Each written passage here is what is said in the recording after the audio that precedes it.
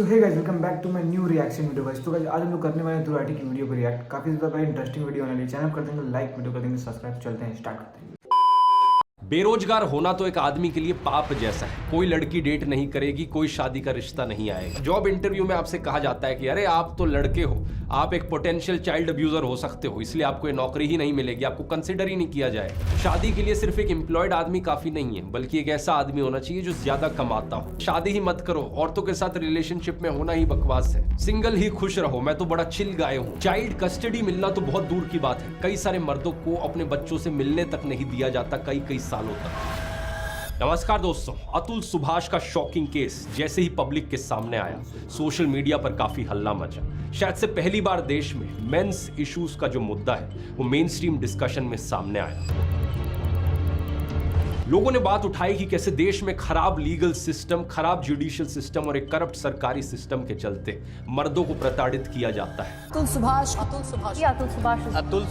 सुभाष मर्द लोगों को जल्दी इंसाफ ही नहीं मिलता है किसी चीज के लिए। हर परेशानी की जड़ है आईपीसी की धारा 498A। लेकिन ये केस कोई इकलौता केस नहीं है। असलियत में ये मुद्दा कहीं ज्यादा और गहरा है और इस पर सीरियस मेन स्ट्रीम डिस्कशन बहुत कम है। ज्यादातर डिस्कोर्स इस मुद्दे पर पति पत्नी के संबंधों पर बेस्ड होता है। सेक्शन 498A की काफी बात होती है, डोमेस्टिक वायलेंस को लेकर जो सेक्शन है। इस सेक्शन को डिवोर्स केसेस में कई बारी एक हथकंडे की तरह इस्तेमाल किया जाता है। हालत इतनी खराब है कि 2 साल पहले सुप्रीम कोर्ट तक ने 498A के मिसयूज को लेकर कंसर्न जाहिर किया था। कोर्ट ने कहा कि इस सेक्शन को लाया गया था ताकि औरत पर हो रहा अत्याचार प्रिवेंट किया जा सके जो हस्बैंड की तरफ से किया जाता है। लेकिन अब एक इंक्रीजिंग टेंडेंसी देखने को मिल रही है जहां पर वाइफ्स इसका इस्तेमाल कर रही हैं हस्बैंड्स और हस्बैंड के रिलेटिव्स के खिलाफ पर्सनल स्कोर सेटल करने में। इसे लेकर लोग पत्नी पीड़ित पुरुष संघ बनाते देखे गए, धरने करते देखे गए, जिसमें ये लोग पीपल की पूजा करके मांग कर रहे हैं कि 7 जन्मों का साथ निभाने वाली पत्नी की प्रार्थना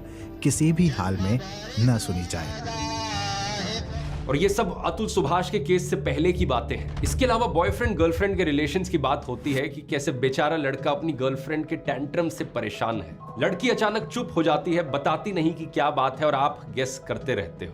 या फिर बॉयफ्रेंड्स पर मोमेंट्स बनाने का जो प्रेशर होता है, इसकी कॉमेडियंस अक्सर बात करते हैं। जैसे हम एक बार साथ में बैठे हुए थे एंड शी इज लाइक, ओए कोई मोमेंट बना।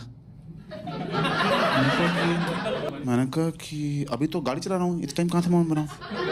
क्या यही तेरी प्रॉब्लम है कि तू गाड़ी चलाते टाइम कुछ बोल ही नहीं रहा? अब क्योंकि तू कुछ बोल नहीं रहा, ये ड्राइव मुझे बाद में याद ही नहीं रहेगी, तो मैंने खंबे में गाड़ी ठोक दी। मैन वुमेन रिलेशंस के अलावा कुछ एक वीडियो में ये डिलेमा भी एक्सप्रेस किया जाता है कि कैसे आदमी सॉफ्ट हो तो कोई धिक्कारता है कि ये मर्द नहीं है, और अगर कठोर हो तो उसे पत्थर दिल कहा जाता है। अनिल कपूर का एक ये वीडियो टोटल धमाल फिल्म से काफी वायरल हुआ था इंस्टाग्राम पर। 2 मिलियन से ज्यादा लाइक्स हैं इस वीडियो के। ये मर्द होते ही ऐसे। अपने मम्मी के सामने वाइफ से प्यार से बात करो तो जोरू का गुलाम, वाइफ के सामने मम्मी से प्यार से बात करो तो माँ के पल्लू से बंधा हुआ। अपने ही बच्चों को मारो तो निर्दयी, और कुछ ना कहो तो लापरवाह। पूरा दिन घर के बाहर रहो तो आवारा, घर के अंदर बैठो तो नाकारा। एक्चुअली यहाँ जो पैराडॉक्स है वो इसलिए है क्योंकि समाज में पेट्रियार्कल सोच और प्रोग्रेसिव सोच दोनों साथ में कोएग्जिस्ट करती हैं। अगर आदमी अपनी वाइफ को नौकरी करने से मना कर देता है तो प्रोग्रेसिव सोच वाले इंसान इसे गलत कहते हैं कि वाइफ को क्यों रोका। लेकिन अगर वाइफ फैमिली इनकम में कंट्रीब्यूट करे और पति से ज्यादा कमाने लगे तो पेट्रियार्कल सोच वाले लोग टॉन्ट करते हुए कहते हैं कि ये कैसा मर्द है। ऐसे में आप पेट्रियार्कल सोच के लोग और प्रोग्रेसिव साइड के लोग दोनों साइड्स को तो खुश कर नहीं सकते, इसलिए बेहतर ऑप्शन शायद यही है कि अपनी सोच को प्रोग्रेसिव रखें। लेकिन पॉइंट मैं यहां पर यह बताना चाह रहा हूं कि मेंस इश्यूज पर जो डिस्कशन हुआ है सोशल मीडिया पर, ज्यादातर लोग जो इसकी बात कर रहे हैं वो एक सुपरफिशियल लेवल पर ही कर रहे हैं। अक्सर इस डिस्कशन का मिसोजिनी की जोन में चले जाना बड़ी आम बात है। बहुत से लोग आपको कहते हुए मिल जाएंगे कि अरे लड़कियां तो सारी ऐसी ही होती हैं, सारी औरतें ऐसी होती हैं, गर्लफ्रेंड होना तो मुसीबत है, अरे शादी तो बर्बादी है, इन सब से दूर रहो। और दूसरी तरफ इसका उल्टा एक्सट्रीम भी देखने को मिलता है जहां पर कुछ औरतें कहने लग जाती हैं कि सारे मर्द ऐसे ही होते हैं, all men are the same, सभी मर्दों से दूरी बनाकर रखनी चाहिए। और इन सब के बीच में जो मेंस इश्यूज पर सीरियस बातचीत होती है वो पीछे छूट जाती है। इसलिए आज के वीडियो में आइए दोस्तों करते हैं इस मुद्दे पर एक गहरी चर्चा।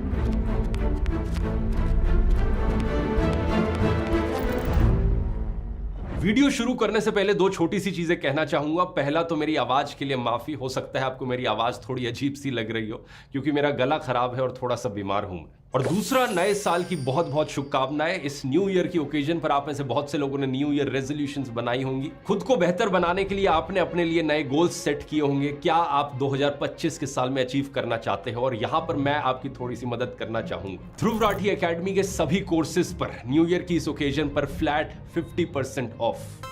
एग्जैक्टली आप अपने गोल्स को कैसे अचीव कर सकते हो, अपनी हैप्पीनेस को मैक्सिमाइज करते हो, अपनी प्रोडक्टिविटी कैसे बढ़ा सकते हो, ये आप सीखोगे मास्टर टाइम मैनेजमेंट कोर्स में। यहां आपको detailed step by step plan मिलेगा अपनी लाइफ को ट्रांसफॉर्म करने के लिए। इसके अलावा अगर आप 2025 के साल में कंटेंट क्रिएशन को seriously as a career consider करना चाहते हो, इसे अपनी पार्ट टाइम जॉब या फुल टाइम करियर बनाना चाहते हो, 7.5 घंटे का हाईली डिटेल्ड कोर्स यूट्यूबर बनने के ऊपर। और अगर आप बदलती दुनिया के लेटेस्ट आर्टिफिशियल इंटेलिजेंस सॉफ्टवेयर से अप टू डेट रहना चाहते हो, अपने आप को स्किल्ड रखना चाहते हो, तो उसके लिए है ये 8.5 घंटे का मास्टर चैट जीपीटी कोर्स।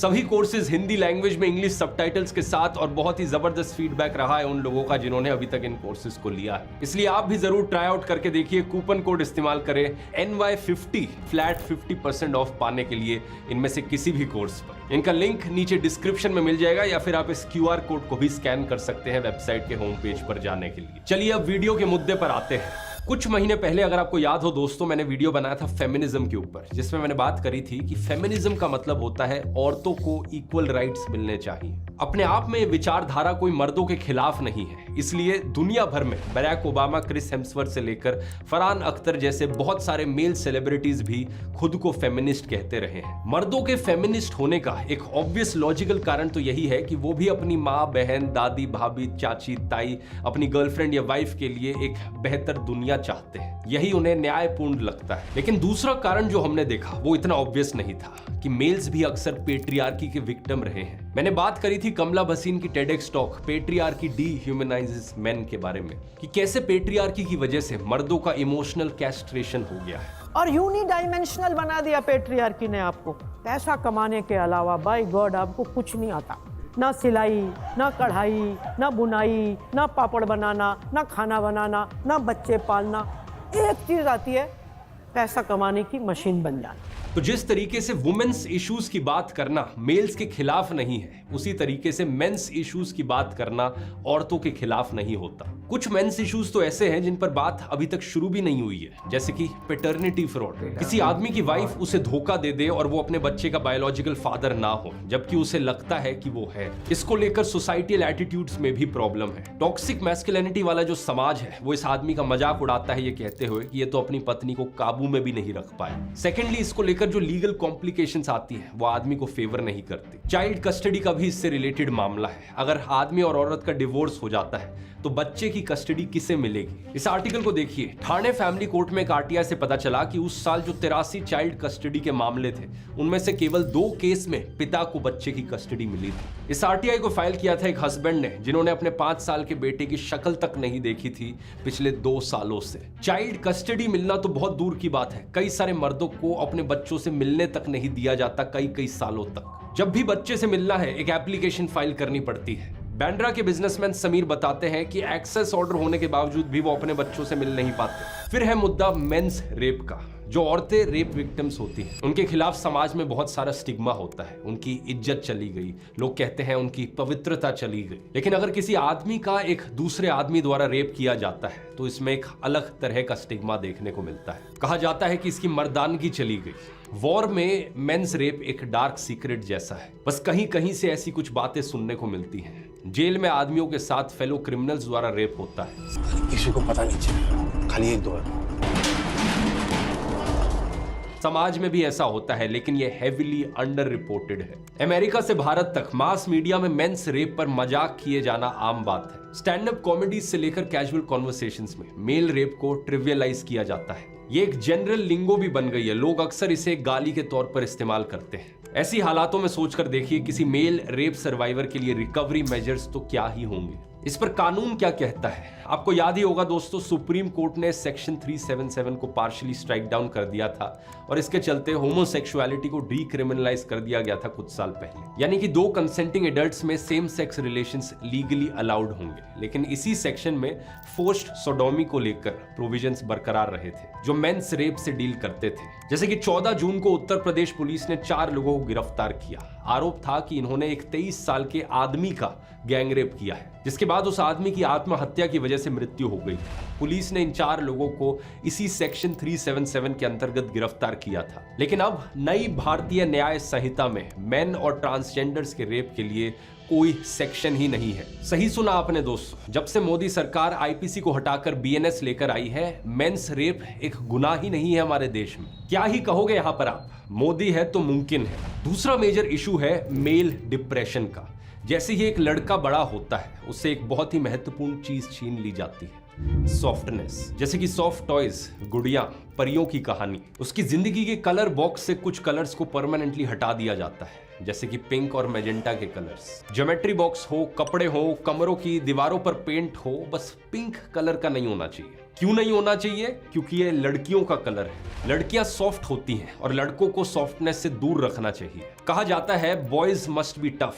लड़कों की कंडीशनिंग ऐसी होती है कि उन्हें वायलेंट फिल्में पसंद हो, एक्शन फिल्में, गैंगस्टर फिल्में, बॉक्सिंग फिल्में, WWE देखना पसंद हो। जबकि लड़कियों के लिए कहा जाता है कि उन्हें लवी डवी रोमांटिक फिल्में पसंद होनी चाहिए, उन्हें इमोशनल टीवी सीरियल देखना पसंद होना चाहिए। आप सोचोगे क्या कोई इतनी बड़ी चीज थोड़ी है, ये सिर्फ पसंद नापसंद तक की ही तो बात है। इससे लड़कों को कोई नुकसान थोड़ी होता है। लेकिन ये सॉफ्टनेस छीनने का सिलसिला यहाँ खत्म नहीं होता। लड़कों से उनके आंसू भी छीन लिए जाते हैं, क्योंकि आंसू भी सॉफ्ट होते हैं। कहने को लड़के यारों के यार होते हैं, पक्के दोस्त होते हैं, लेकिन लड़के आपस में कोई दुख साझा करने से बचते हैं। रोने नहीं दिया जाता आपको।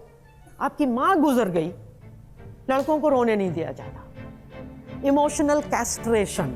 2020 में यूके में स्टडी करी गई थी 260 पार्टिसिपेंट्स पर। इसमें पाया गया कि औरतों की फ्रेंडशिप्स में इंटीमेसी एक मेजर कैरेक्टरिस्टिक थी, जबकि आदमियों की दोस्ती में सोशल एक्टिविटीज में एंगेज होना एक मेजर फीचर था। इसलिए ऐसा देखा गया है कि फीमेल फ्रेंडशिप्स ज्यादा फ्रेजाइल होती हैं, ज्यादा आसानी से टूटती हैं। अगर 2 लड़कियां काफी सो गाइज, मैंने पूरी वीडियो पर रिएक्शन नहीं किया है यार, क्योंकि मुझे कहीं जाना था। पूरी वीडियो देखी हो, चैनल के अंदर डिस्क्रिप्शन में लिंक लगा हुआ है, जाकर पूरी वीडियो देख सकते हैं। वीडियो अच्छी लगी चैनल को लाइक, कमेंट, शेयर, सब्सक्राइब करने। मिलते हैं नेक्स्ट रिएक्शन वीडियो में। तब तक के लिए बाय।